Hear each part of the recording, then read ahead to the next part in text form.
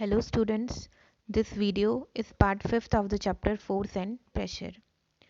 So let's start from the topic non-contact forces. Non-contact forces, as the name is suggested itself, non-contact forces में क्या होता है कि कोई फिजिकल कांटेक्ट नहीं होता है दो ऑब्जेक्ट्स के बीच में, तो इसलिए हम इसे नॉन कॉन्टैक्ट फोर्सेस कहेंगे. इसका एग्जाम्पल होता है मैग्नेटिक फोर्स.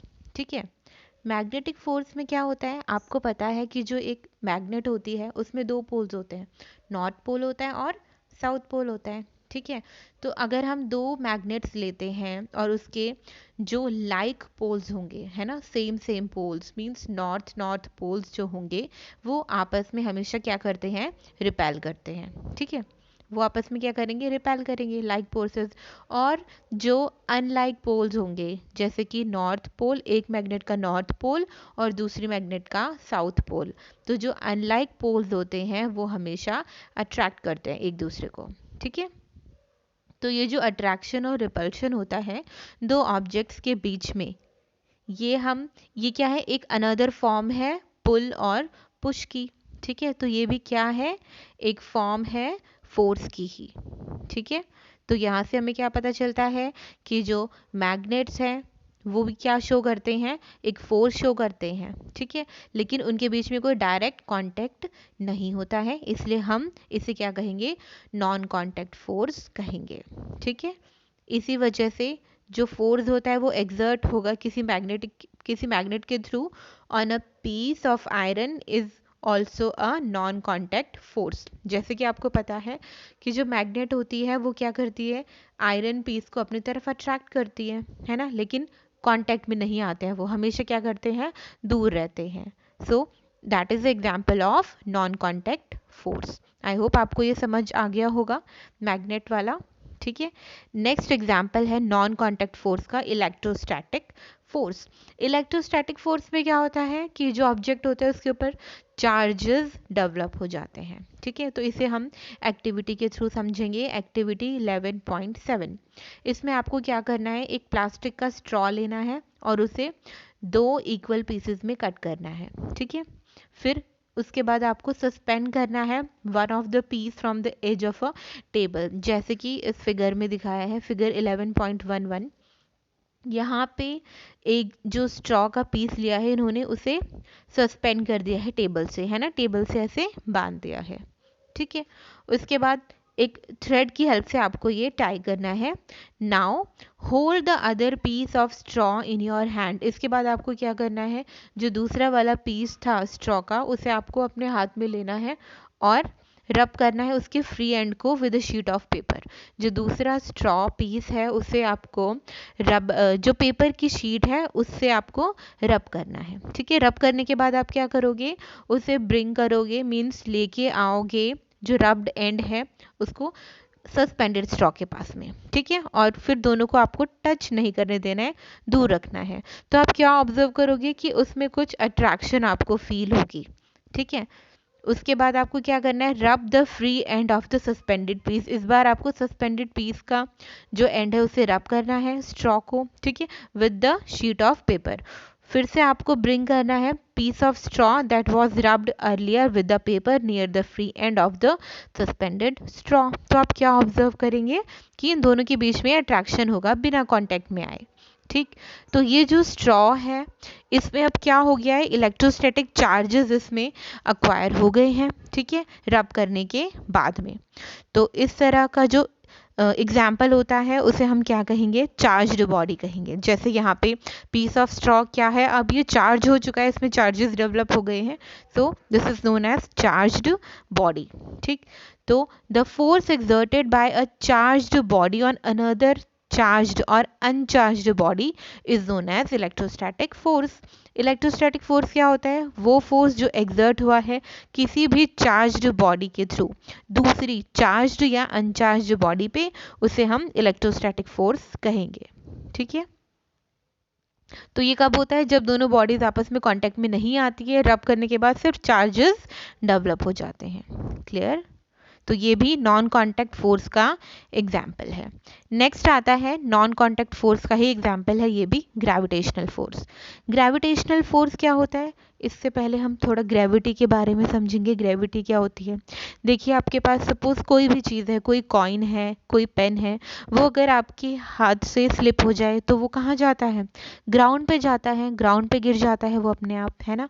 और जो ट्रीज़ की लीव्स होती है, फ्रूट्स होते हैं, वो सब कहाँ फॉल करते हैं, ग्राउंड पे फॉल करते हैं, ठीक है। तो ऐसा क्यों होता है कि कोई भी चीज़ हमेशा, जैसे बॉल है उसे आप थ्रो कर रहे हो तो वो भी ग्राउंड पे जाएगी, कोई भी चीज़ होती है वो स्लिप होती है हाथ से या फिर जो भी है तो वो सीधा ग्राउंड पे ही क्यों जाती है, ऐसा क्या रीज़न है कि वो सीधा ग्राउंड पे ही गिरती है।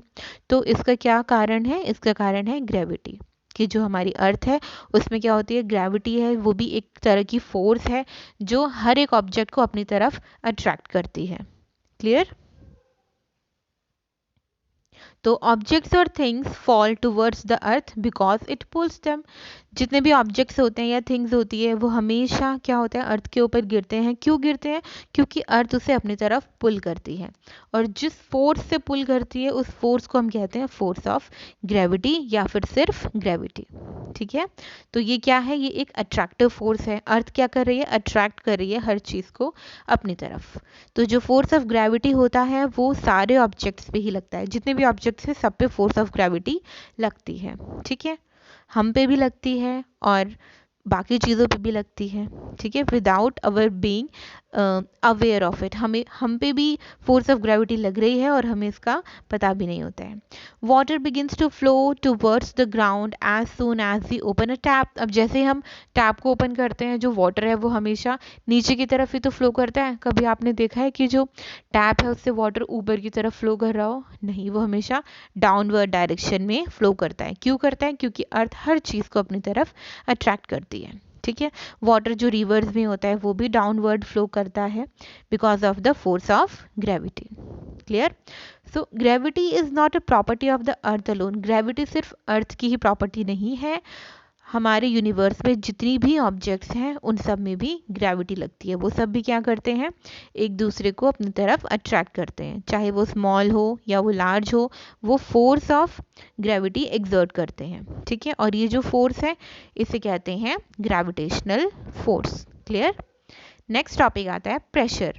प्रेशर क्या होता है, आपने ऑब्जर्व किया होगा कि जो स्ट्रॉन्ग विंड्स होती है, ठीक है, और ड्यूरिंग अ स्टॉर्म और साइक्लोन के टाइम पे जो स्ट्रॉन्ग विंड्स होती हैं वो क्या करती है, रूफ टॉप्स को भी ब्लो अवे कर देती है ना। जो छत होती है उसके ऊपर जो टॉप वाला पोर्शन होता है, ठीक, जो हट्स वगैरह होते हैं लाइक कच्चा हाउसेस, तो वो भी ब्लोन अवे हो जाते हैं। इट मीन्स कि जो विंड होती है उसमें कितना प्रेशर एक्सर्ट करती है वो।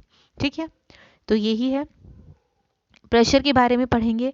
और इसमें एक और एग्जाम्पल दिया है कि आपको क्या करना है, फिगर 11.12 में you have to try to push a nail. Nail के दो पार्ट होते हैं, एक हेड होता है, ठीक है, और एक टेल होता है। तो हेड वाला पोर्शन आपको दिख रहा है, अगर आप हेड वाले पोर्शन से क्या करो, आप इस नेल को पुश करो किसी वुडन फ्रेम में, वुडन प्लैंक में, तो क्या आप कर पाओगे हेड वाले पोर्शन से, नहीं कर पाओगे। अगर आपको बोले ये जो इसका पॉइंटेड वाला पार्ट है, जो इसकी टिप है, कि आप इस वाले पोर्शन को क्या करो, पुश करो वुड में, तो ये इजीली हो जाएगा क्योंकि वो पॉइंटेड है। ठीक है, तो यहाँ से हमें क्या पता चलता है कि जो एरिया होता है वो इन्वर्सली प्रोपोर्शनल होता है प्रेशर के। इसे हम अभी डिटेल में पढ़ेंगे। एक और एग्जांपल ले लेते हैं, try cutting vegetables with a blunt knife. आप एक ब्लंट नाइफ है जो शार्प नहीं है, तो आप उससे अगर वेजिटेबल्स और फ्रूट्स को कट करने की कोशिश करो तो क्या आप कर पाओगे, नहीं कर पाओगे। उसके लिए आपको शार्प नाइफ चाहिए। ठीक है, और ये सब चीज़ें क्यों होती है, इट मीन्स कि जितने पॉइंटेड चीज़ें होंगी, जितना एरिया कम होगा उतना ही प्रेशर ज़्यादा लगेगा, और प्रेशर ज़्यादा लगेगा तो चीज़ें इजीली हो जाएगी। ठीक है, यहाँ से प्रेशर का फॉर्मूला है pressure equals to force upon area. It means जो एरिया है वो इन्वर्सली प्रोपोर्शनल होता है प्रेशर के।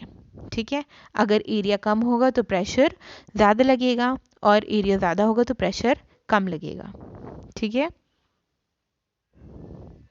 तो यही कारण होता है कि जो कुलीज होते हैं या जो पोर्टर होते हैं वो कैरी करते हैं हैवी लोड। जब वो हैवी लोड को कैरी करते हैं तो वो अपने सर पे एक टर्बन टाइप बांध लेते हैं, है ना, जिससे कि क्या हो, एरिया ऑफ कांटेक्ट इंक्रीज हो जाए और प्रेशर उनके हेड पे कम लगे। ठीक है, I hope this is clear to you students, so thank you.